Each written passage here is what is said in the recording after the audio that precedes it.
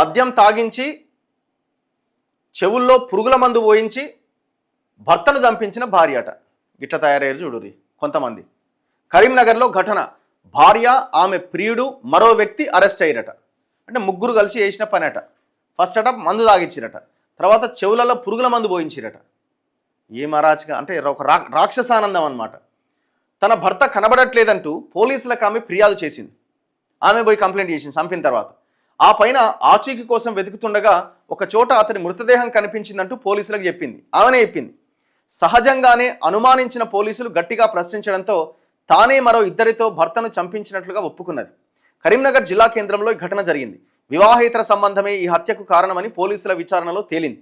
పోలీసుల వివరాల ప్రకారం కరీంనగర్కు చెందిన ఐలవేని సంపత్, రమాదేవి భార్యాభర్తలు. వీరికి 20 ఏళ్ల వయసు నిండిన కుమారుడు కుమార్తె ఉన్నారు. ఎంత? 20 ఇయర్స్. సంపత్ కరీంనగర్లోని గ్రంథాలయంలో స్వీపర్గా పనిచేస్తున్నాడు. రమాదేవి సర్వపిండి విక్రయిస్తున్నాడు. సర్వపిండి అమ్ముతుందట ఆమె. ఆమె వద్ద కరీంనగర్కే చెందిన కర్రె యాజయ్య, 50 సంవత్సరాలట ఆయన ఏజు. తరచుగా సర్వపిండి కొనేవాడట.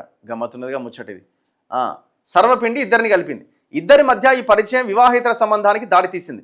అప్పటికే భర్త మద్యానికి పూర్తిగా బానిసై తనను శారీరకంగా హింసిస్తూ ఉండడం, మరో వ్యక్తితో తనకు అనుబంధం ఏర్పడడంతో సంపత్తును అడ్డు తొలగించుకోవాలని రమాదేవి పథకం వేసింది.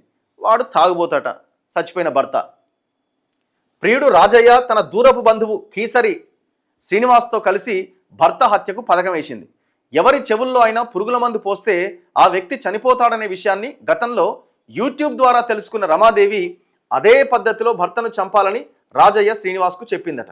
ఆ ఇద్దరు కలిసి పార్టీ చేసుకుందామంటూ జూలై 29వ తేదీన సంపత్కు ఆఫర్ చేసిరట. ఇక మనోడు ఎట్లాగో తాగుడనగానే ఉరికొచ్చిండు. అదే రోజు బొమ్మకల్ ఫ్లైఓవర్ వద్దకు రావాలని వారు చెప్పడంతో సంపత్ అక్కడికి పోయిండట. అక్కడ ముగ్గురు కలిసి మందాగిరు. మత్తు ఎక్కువై సంపత్ తూలుతూ కింద పడిపోగానే రాజయ్య శ్రీనివాస్ కలిసి అతడి చెవుల్లో అప్పటికే వెంట తెచ్చుకున్న గడ్డి మందు పోశారు. కొద్దిసేపటికి సంపత్ చనిపోయిండు. ఈ విషయాన్ని ఘటనాస్థలం నుంచే ఆ ఇద్దరు రమాదేవికి ఫోన్ చేసి చెప్పి ఎవరి దారిన వారు వెళ్ళిపోయారు. ఆ మర్నాడు భర్త కనిపించట్లేదంటూ రమాదేవి పోలీసులకు ఫిర్యాదు చేసింది.